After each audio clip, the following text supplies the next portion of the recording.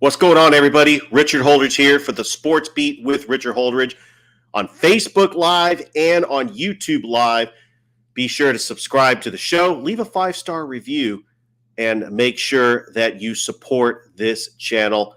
I'm so excited to be here. We've got a jam-packed show. This is episode 670, just in case everybody is keeping score at home and you are listening to us on Home of Southern Sports, 99.1 FM out of Noonan, WQEE. I am on that radio station Monday through Friday from 2 to 3, right on after Rod Peterson and right before Braves Country Today with Mac McGee and the Armchair Quarterbacks. You know, I reached out to Rod Peterson earlier, and I'm entertaining the idea of doing a crossover show with him. I'm excited. That might confuse his listeners because I do pre-record my show, but I think that the fans will get a kick out of that. I'm excited about that. I'm getting on Facebook Live right at 10 o'clock because I do have a special announcement to make here on the Sports Beat. On tomorrow's show, I am going to have the founders of Fountain City FC, Jose Perez and Gabe Joyner, as Fountain City FC. They had a friendly over UMA FC, and they won 5-4. They are going to enter the United Premier Soccer League for 2024. I do have some soccer news to talk about later in the show, but let's get into the highlights. Sunbelt Baseball playoffs as two road teams end up pulling off upset victories. Let's start with the Atlanta Blues. They end up defeating the Brookhaven Bucks up at Oglethorpe University 9-4. They will play on Wednesday. I guess the higher seed in the SBL playoffs will get a second chance to try to win that series to advance to the semifinals in the SBL. The Chattahoochee Monsters hosting their first ever playoff game tonight at historic Golden Park. They fell to the Atlanta Crackers 5-2, but things got a little interesting in the bottom of the ninth inning with the bases loaded. The go-ahead run, the game-winning run, because it was the bottom of the ninth inning, came up to the plate. The Crackers had to go to their bullpen, and Kehoe ended up striking out, but the Monsters will be back at it Wednesday, first pitch 7:05 at historic Golden Park, and you can catch the game on the Chattahoochee Monsters YouTube channel as Tom Callahan and Noah Shelton will have the broadcast.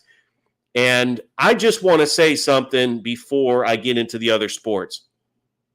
I am honored that I was part of the broadcast team calling Columbus Chattahoochee and Chattahoochee Monsters games this year. I've had some memorable highlights, which I'm going to edit my highlight reel, including the home run call, Chase Evans walking it off against the Waleska Wild Things. The starting pitcher today, Eric Moore, I called the game where he pitched the no-hitter against the Atlanta Crackers in the regular season. It's been a fun time. But my time as the announcer helping fill in for Tom Callahan and Noah Shelton is coming to an end. I'm not needed for the postseason. That's okay. I think it's a silver lining because it'll allow me to spend more time with my family. A funny story, though, I mean, you might find it's funny. I actually was on the way to the game tonight, and I got a text from Tom saying that they didn't need me because I actually was interested in being the public address announcer if they needed somebody. I haven't done public address announcing since my Russell County days, but I was excited about that. But that's okay because the normal Columbus Chattahoochee public address announcer was doing it for the Monsters. A big shout out to Brian Thomas. He does a phenomenal job. You can't get disappointed in this industry. You've got to acknowledge talent and understand there's a lot of talented broadcasters out there. And I was just blessed that I got the opportunity to be part of the broadcast team. It's only going to make me work harder. I'm going to continue being the best broadcaster I could possibly be. I'm excited because I'm going to get to call high school football games with Thrift Behringer on Georgia-Alabama Sports Live. I am super excited about that. We've got Muskogee County School Media Days on August the 4th. And he is going to be live streaming that on that channel, and I'm glad to be a part of it. We've got the media days for Alabama that's starting tomorrow. All the schools in East Alabama, except Central. For some reason, Central's not part of these media days. I don't know why. One of the schools that I was a big part of since 2021 was Russell County when I was their public address announcer in 2021. I moved on to be the play-by-play announcer as I was calling all the Russell County home games, including a road game against the Valley Rams. So I truly was honored. But here's what the schedule looks like for tomorrow up in Opelika. It is the high school football media days for East Alabama, presented by 9110. Did I say that right? Yeah. 9:10 a.m. the game, Fox Sports Radio there in Opelika. And the director of the AHSAA will kick things off tomorrow in Opelika. The AHSAA director, Alvin Briggs, is going to start the party off. First team up to bat is going to be the Valley Rams at 8:15, followed by Dadeville at 8:35. Lafayette is going to be at 8:55. Springwood out of Lynette, they play 8-man football, and they're going to be at 9:15. You got the Pokaway Lochapoka Indians as head coach Rico Newton. You remember last year? He said it was state title or bust. Lochapoka at 9:35, Booker T. Washington at 9:55. Russell County head coach Dylan Griggs in his third season with the Russell County Warriors. He is going to kick things off at 10:15. What is the Russell County Warriors going to look like with a new coaching staff? No more Justin Albert. He's gone over to Pell City. Kendall Lacey has moved on. He's got some new coaches on his coaching staff. But I think that Coach Griggs is going to have a bounce-back season for Russell County, especially with his young players.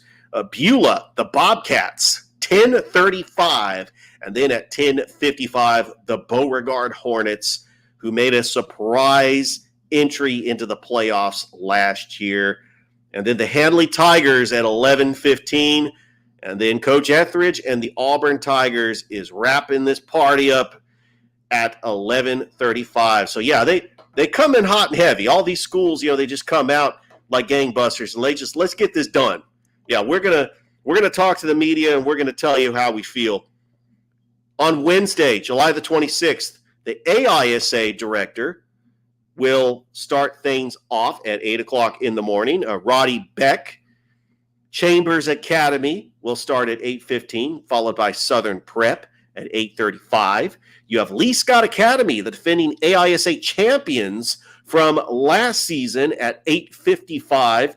Notasulga at 9:15. I entertained the idea of reaching out to Notasulga and saying, hey, you need an announcer? Because I want to find an excuse to go to Buc-ee's. Anyway, I should not have an excuse to go to Buc-ee's. That should be a given. Lynette Panthers and their new head football coach, Chip Siegel, is going to take the podium at 9:35. The Glenwood Gators and their head coach, Ryan Nelson, at 9:55. Benjamin Russell, that school all the way up in Alexander City. They're in 6A, 10:15. Reeltown, the Rebels of Reeltown at 10:35. And the Smith Station Panthers, 10:55. Tallahassee at 11:15. And then the Opelika Bulldogs at 11:35. They got to play Thompson this year. That is going to be a very tough game. The Thompson Warriors, the 4-time state champions, they're looking for their 5th title. They won one in 1920, the COVID year, 2021, and 2022. They're trying to make it 5 straight titles. And the Thompson Warriors do have a special 9th grader, Trent Seaburn. He's already getting recruited by big-time colleges, folks. You got to keep an eye on this guy. He is going to be a game maker. And so we have media days in East Alabama minus Central. I don't know why Central's not part of these media days, but I guess they're doing their own thing. All right, Georgia, next week, the Muskogee County Schools, August the 4th. Don't forget, Georgia Alabama Sports Live is going to be live streaming it, and I'm excited to be there with my colleagues, WRBL's Jack Patterson, Tyler Redmond, WTVM's Tony Reese, hopefully Jonathan Hoppy. I know that he said that he probably wasn't going to be there, but I'm really excited about being there with DJ Jones, Thrift Behringer. Speaking of which, it was exactly 1 year ago to this day, because I remember it was the Monday when I came back from vacation. Jared Dillard and I were calling the Columbus Lions final regular season game against the Orlando Predators, and I ran into DJ Jones at the Columbus Lions game. And I was honored that DJ invited me on Sports Visions to fill in for his partner in crime, Thrift Behringer, which now we have a great working relationship. I'm glad that Thrift Behringer and I really have got a great working relationship. And I was honored to be on a show. It was exactly a year ago. And the reason why, because when I was coming home from that broadcast, unfortunately, I got in a car accident. Now, a lot of emotions come through your mind. When I was at a stoplight, this was in Midland, right over where Lynch Road is. You make that left into Bull Creek Golf Course and Matthews Elementary School. I was at a stoplight. There was a car that ran a red light, unfortunately. And there was a car that was turning right. It was a truck, actually, that just hit the car just indirectly. The car flipped, and it skidded on the road, and it slammed into me. Now, everything is happening in slow motion because I'm at the red light, and I'm actually listening to the rebroadcast of me on Sports Visions with DJ Jones because, I was excited that I got to be on Sports Visions. And I look over to my left, and I'm hearing a horn, and the horn sounds muddled. And this car slams into me. The glass shatters everywhere. My shirt is ripped. I got scrapes, glass in my shoulder. And I'm fortunate that I'm here today. Because if that car would have landed on me, I don't think I'd be here doing this show. And I'm very fortunate that God was looking after me. And it makes me realize how precious life is. And that as much as I want to grind and continue doing broadcasting and calling games, because I love it. I love doing it. That's what I'm good at. And don't get it twisted. I am good at what I do. I'm actually pulling together my highlight reel. I mean, insert Tim Tebow's speech after he lost to Ole Miss in 2008. It really puts life into perspective on what you want to do in life. And I felt, even though I thought I was going to be at the ballpark tonight, just getting home, I spent that time with my kids and with my wife. Even though I was still upset, I did that because maybe it's a sign telling me to slow down. But I love broadcasting, but it's hard to balance both. Anyway, let's get to the rest of the show. I'm sorry I had to bring that up, but it really caught my attention when I was actually watching Sports Visions with DJ Jones. And Keisha Nicole was actually filling in for Thrift Behringer. And it really brought me back to last year when I was a guest on Sports Visions and that horrific evening afterwards. Had a great day, and then it was all ruined from the car accident. Anyway, let's move on because UGA grad Brian Harman wins the British Open, the largest margin of victory since the year 2000, as he had a 6-stroke victory, and he's also the oldest British Open champion as well, the Savannah native. Congratulations winning the British Open. That's just a great accomplishment. I always love seeing these first-time winners of a major championship in golf. And then a Saudi Arabian club, Al Hilal, has just offered Kylian Mbappe, the young Frenchman who won the World Cup in 2018, had this incredible World Cup final with Lionel Messi. They offer him $1.1 billion. Boy, that's got the sports world really talking. Maybe like LeBron was saying, maybe I should have played soccer. I mean, this is just crazy. This is like crazy money. And this Saudi club has it. I mean, so it's going to really change the game of soccer. It really is, because they're going to throw some ridiculous numbers at other soccer players. And I know that there's going to be more soccer players coming. Locally here in Columbus, Jay Sparks, returns as athletic director. Todd Reeser, the former athletic director for Columbus State, stepped down to take a position up in Illinois. I'm excited about Columbus State athletics. Columbus State soccer is going to be here before you know it. And I reached out to Warren Fundavestasian, Eric Steinhauser. They do a great job calling the games. And coming back for year 2, if they'll let me. I got to talk to the SID, Ali Kerr, and then the new AD. If you'll let me, I'm interested in helping out calling some Columbus State soccer games. Although I still think that Scott Miller would be incredible calling Columbus State soccer games. They had such an incredible season last year, making it all the way to the Final Four.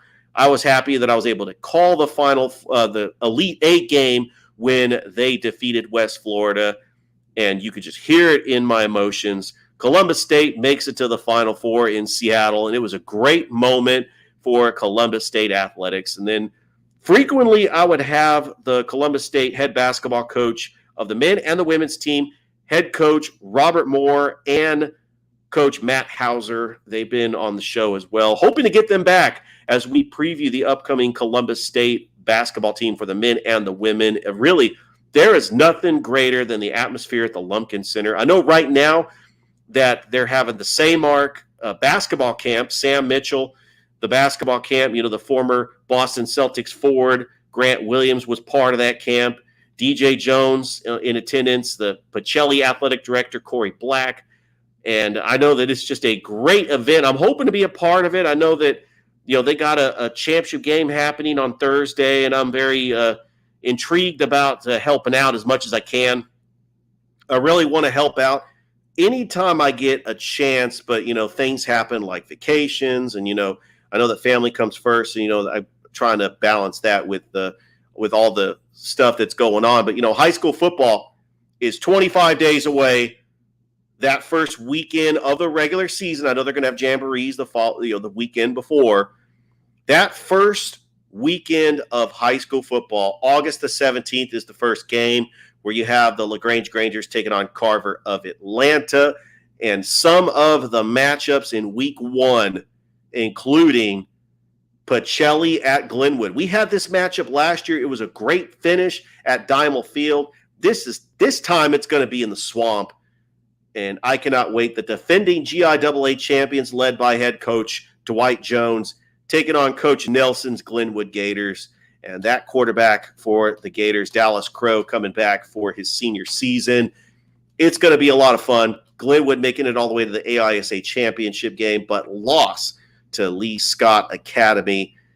That is going to be a candidate for high school game of the week. Now, I'm going to reveal my candidates like I did last year. On Twitter, I'm going to have 4 choices, and that's going to be one of the choices. I can guarantee it. Some of the other games that are very intriguing, including Carver and Hardaway, the former region opponents, they're going to end up playing each other as well. And I'm just excited. Other news, the longtime Central Lady Red Devil head basketball coach Carolyn Wright steps down after an incredible career with the Central Lady Red Devils.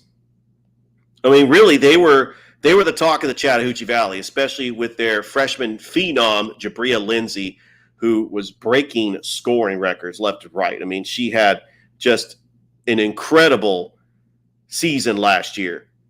So Carolyn Wright, 32 years as a Central Red Devil coach, had an incredible coaching record of 593 wins, 375 losses. And the interim coach that's going to be taken over for is Regetta Williams, who's been an assistant coach for the past 12 years. And so good luck to Coach Williams. I'm looking forward to seeing the Central Lady Red Devils and the Red Devils basketball. As Jabria Lindsay coming back for her sophomore year, that's going to be great. I cannot wait. I got to get out to a game and see Jabria, because she is just an incredible, amazing player that's just going to have, she's getting college offers already, and just love seeing her play, and she is a talent. And you also have the Central Red Devils player, Jacory Hill, who's also did I get that right? No, Jacoby Hill. He had a big game as the Central Red Devils basketball team made it all the way to the state championship. However, they did lose in the final. Hey, I did mention this is episode 670. I want to mention that we are also on YouTube. This is actually the second episode where I'm doing YouTube live. So check that out. It's going to be fun. Tomorrow is the first day of ACC Media Days, and here is what's on tap. The first team that's out the gate is the Georgia Tech Yellow Jackets and their head football coach, Brent Key. He was the interim head coach last year. He got the interim tag taken off after Georgia Tech actually finished strong last year. And I'm looking at Georgia Tech, finishing 5-7. Brent Key went 4-4. I mean, let's not get it twisted. Jeff Collins was there for 3.5 years, and he only won 10 games in almost 4 seasons. That's not going to get it done at Georgia Tech, especially when Paul Johnson averages 7-8 wins. The expectations at Georgia Tech, and Bryce Kuhn can vouch for this because he was the voice of Georgia Tech football, athletics, etc. He could vouch for this, and I'm sure he's going to be at ACC Media Days tomorrow. Georgia Tech's expectations, because it is Georgia, you should be getting 4-star and 5-star recruits, but they don't come to Georgia or Georgia Tech. They come to Georgia. Georgia has dominated the recruiting class, but Georgia Tech is lucky to get 3- and 4-star athletes. But Georgia Tech should still be competing in the ACC and averaging 7 and 8 wins and going to a bowl game every year. That's what Paul Johnson was doing. Say what you want. If you didn't like the triple option, it won ball games. Georgia Tech back in the early 2010s under Paul Johnson was winning football games. And they had some upset wins, including against Georgia. So I'm hoping that Brent Key is going to do well in year 2 as he is kicking things off for ACC Media Days, which will be in Charlotte, which is also the site of the first College Game Day site, which is going to be North Carolina, South Carolina. I can't wait for that matchup because you got 2 incredible quarterbacks, Spencer Rattler for South Carolina and Drake May for the North Carolina Tar Heels. And up next, the Louisville Cardinal is going to be taking the podium. Jeff Brom. Louisville just not the same team as they were when they had Bobby Petrino. Louisville has fallen off a little bit. Remember, this is a school that had Lamar Jackson. So, and they also had Teddy Bridgewater. They've had some pretty good quarterbacks that has come to Louisville. But, man, they had such a disappointing couple of last seasons. And it seems like Kentucky is running this state. But under Deion Branch, their interim coach, they ended up winning a bowl game. But they did finish 6-5. Scott Satterfield is no longer the coach. He's had an 8-5 season in 2019, 4-7, 6-7, 8-5. But Jeff Brom coming in should make an impact for the Louisville Cardinal. As I'm trying to get my phone ready to go. The next team up to the podium for the first day of ACC Media Days. Remember last week I talked about SEC Media Days, and I was actually going through all the schools. Well, if my brother-in-law does watch this show, this is for you. Talking about the Miami Hurricanes and Mario Cristobal in his second year. Look, Dade County, Miami, this is where the NFL talent came to play. I mean, they made 2 ESPN 30 for 30s about the U. I mean, this is where the NFL talent was in the 80s, in the early 2000s. The Miami Hurricanes should be competing with Mario Cristobal because he is a good coach. Look at what he did at Oregon. And Alex Van Dyke, if Alex Van Dyke is the quarterback he is supposed to be, if he's healthy, I think the Miami Hurricanes can get to 7 and 8 wins. They just had a 5-7 season last year. Disappointing, didn't go to a bowl game. But the Miami Hurricanes, their expectations should be 8-9 wins. Would like to see the Miami Hurricanes back to their U status in the early 2000s. That's really hard to do now. Now that Florida has got Florida State, UCF is now in the Big 12, and South Florida is one of those teams that can get some players there as well. But Mario Cristobal is going to be taking the podium.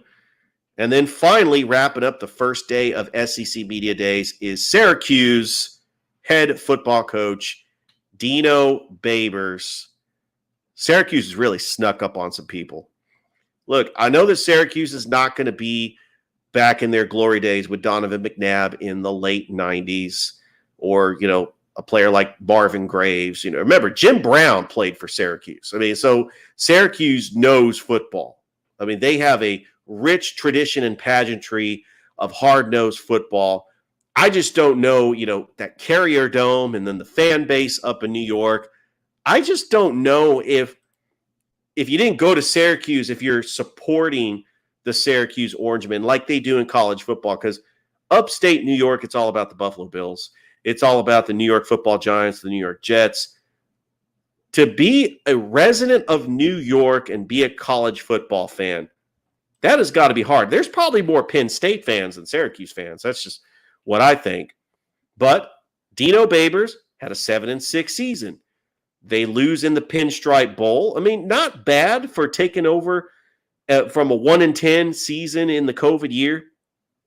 But Dino Babers, he's been the head football coach at Syracuse since 2016. He only had one 10-win season.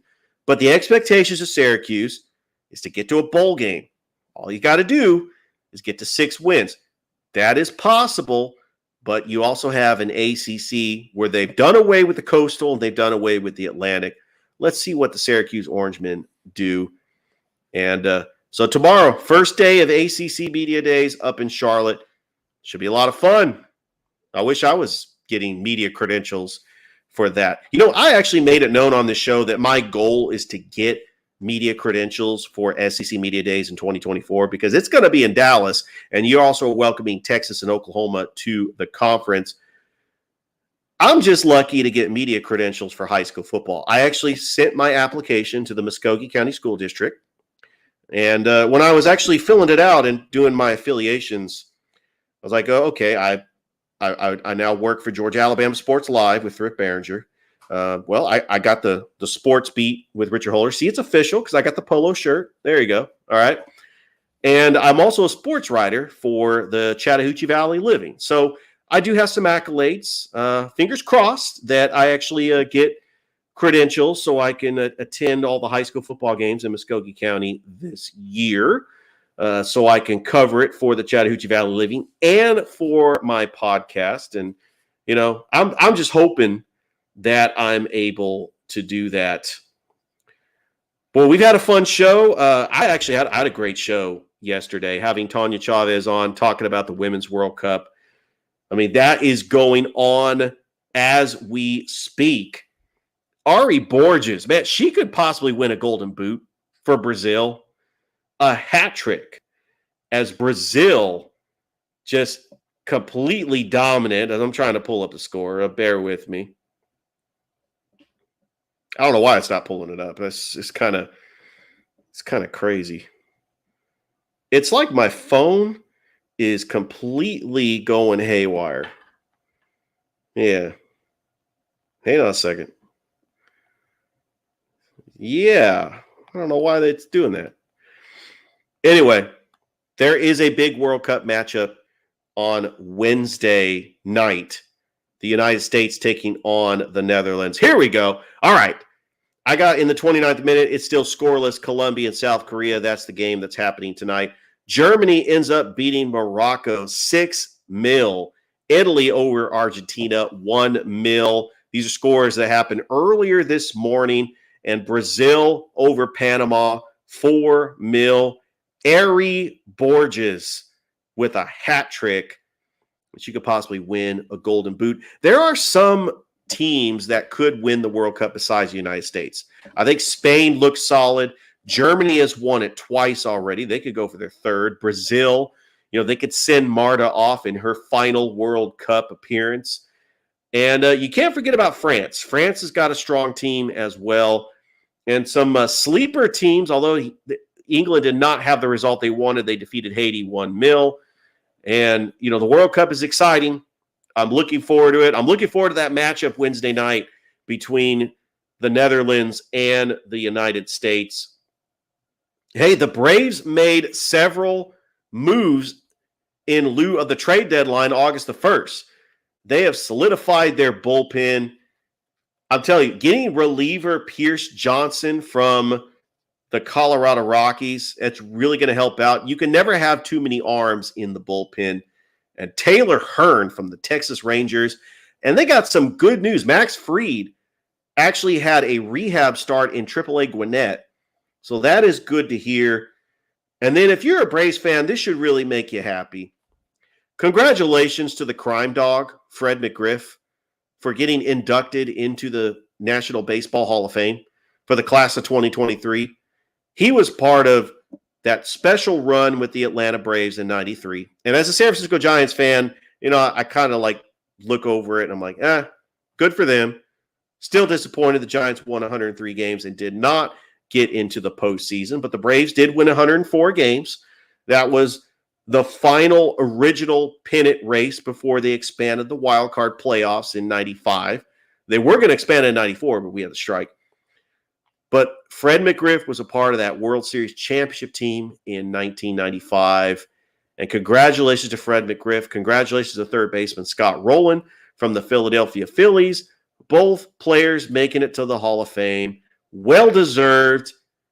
And, the crime dog is with another list of great Hall of Fame players like Chipper Jones, John Smoltz, Tom Glavine, Greg Maddux. Andrew Jones should have been in, but hopefully he'll get in next year. And some other great Atlanta Braves players under legendary manager Bobby Cox. And what a dynasty in the 90s.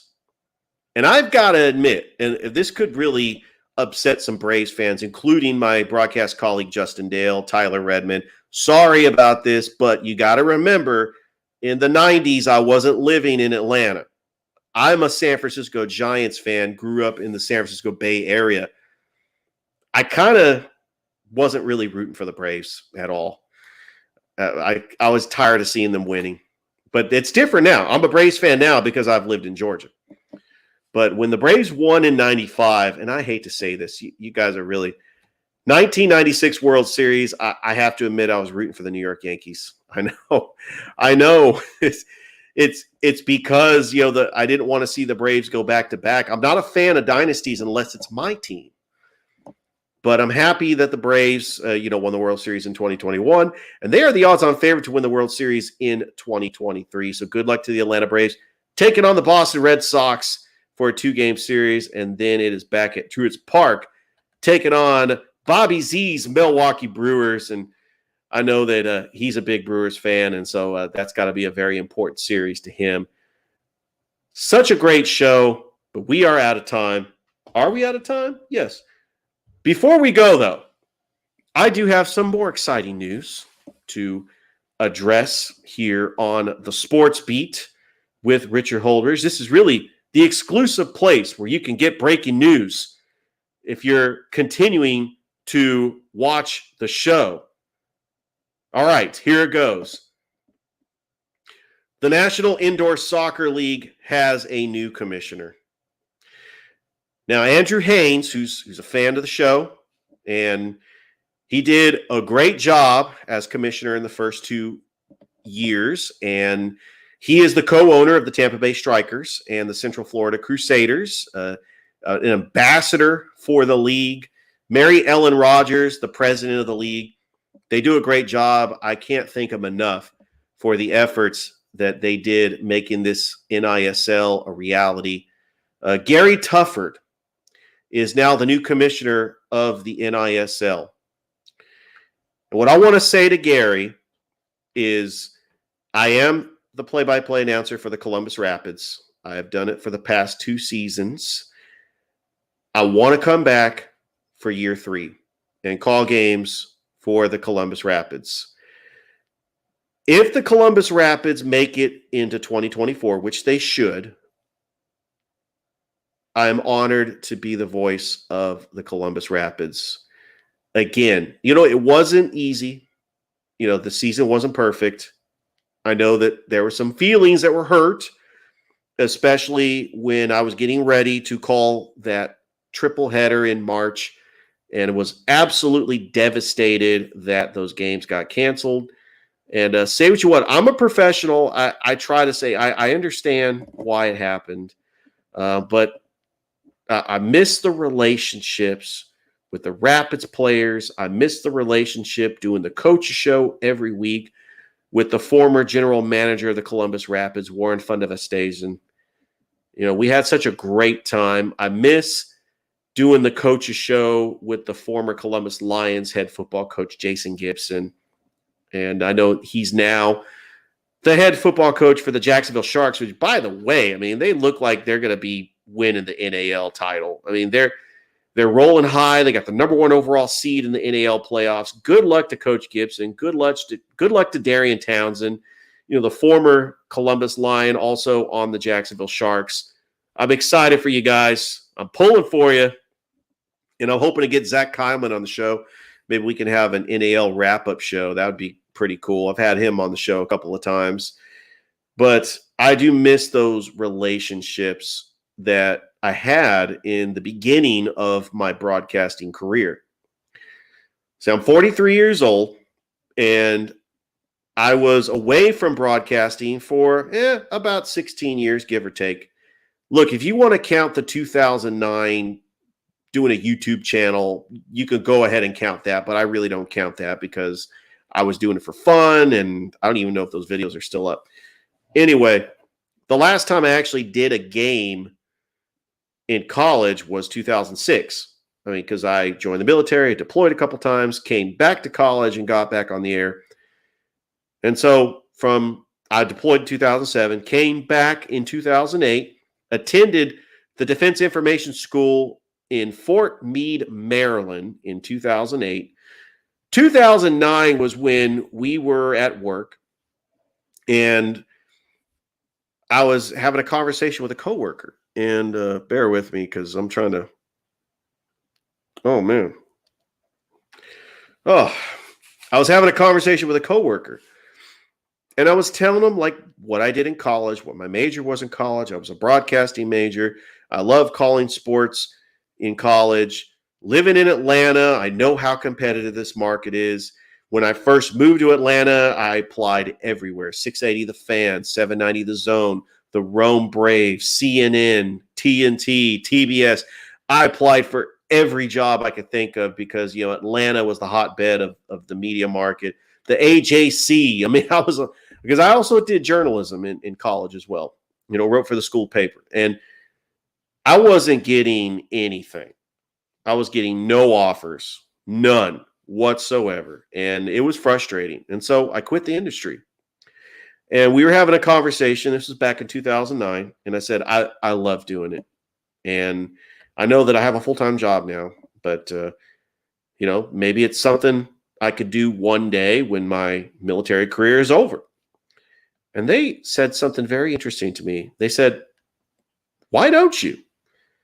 And it got me thinking long and hard. And I'm thinking, YouTube started getting really popular right around this time. Everybody was putting stuff on YouTube.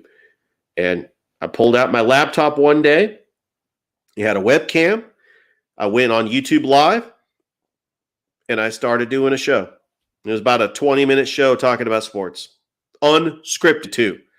Kind of like what I'm doing right now. And, I did maybe 100 episodes from 2009 all the way to 2017. There were some times in there where I didn't do a show. I did not do a show in 2013 or 2014. Those were some dark years, especially with my job. My job in Atlanta, the metro Atlanta area, relocates me to Columbus, Georgia. I moved to Columbus, Georgia in 2015. Yes, I was in Columbus, Georgia during the Press Box with Bobby Z days. I am sorry to say this, but I did not know about the press box with Bobby Z. I didn't even know about local sports talk in Columbus in 2015. It wasn't until about 2019 when I started entertaining the idea of maybe just doing this on the side, maybe as an intern, just going into the radio studio and just observing. And that's when I got to be on 95.7 for a couple of times. Then the pandemic happened. The rest is history. I started a podcast in January 2020. And here I am 670 episodes later, going strong on a radio station, WQEE up in Noonan. So the rest is history. And I love calling sports. I love doing a podcast. I love talking sports. And I really appreciate all your support. I want to thank everybody for listening to the show. What we're going to do now is we're going to go ahead and take a quick commercial break, and we are going to air my NFL 32 teams in 32 days. This is going to be for the radio audience only on WQEE because we're up on the clock. It's going to be based on the Los Angeles Chargers. I've already pre-recorded it, going to upload it to the show. We're going to have it on WQEE for the broadcast tomorrow. So I want to thank everybody for listening to the show tonight on Facebook Live. Don't forget that Jose Perez and Gage Joyner going to be joining the show, the founders of Fountain City F City, the new outdoor soccer team in Columbus in the USPL. I hope I got that right. The UPSL, the United Premier Soccer League. That's going to be fun. I cannot wait. Hope everybody has a great rest of your night. Be safe. We'll talk to you tomorrow. Bye, everybody.